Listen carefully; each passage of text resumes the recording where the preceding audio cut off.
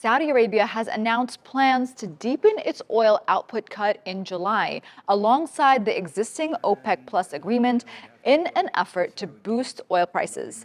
The country's energy ministry stated that Saudi Arabia's production would decrease to 9 million barrels per day in July, marking the largest reduction in years. By contrast, the UAE was allowed to raise output targets by around 0.2 million barrels per day to 3.22 million barrels per day. How do OPEC's decisions impact global oil prices? Historically, crude oil prices have seen increases in times when OPEC production targets are reduced. The extent to which OPEC member countries utilize their available production capacity is often used as an indicator of the tightness of the global oil markets, as well as an indicator of future oil price movements. What is the reason behind the production cuts? OPEC Plus producers have made production cuts in the past to support oil prices. For example, in 2020, OPEC agreed to slash production by 9.7 million barrels per day, the single largest output decrease to support oil prices during COVID-19. For instance,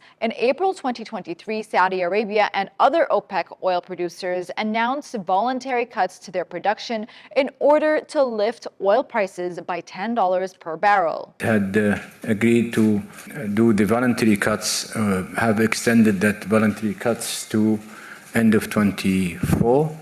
The impact on gasoline prices. OPEC's production decision can impact gasoline prices in the U.S. and other countries. A cut could support prices or send them higher, with demand expected to pick up later in the year. The impact of higher oil prices on the global economy will weigh heavily on the ministers' minds. So what is the context? Founded in 1960, OPEC consists of the Organization of the Petroleum Exporting Countries and its allies. Saudi Arabia is by far the leading producer of crude oil among the selected OPEC countries, with an average daily production of roughly 9.1 million barrels in 2021.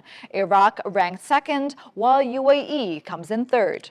It is worth noting that OPEC member countries produce about 40% of the world's crude oil, and OPEC's oil exports represent about 60% of the total petroleum traded internationally.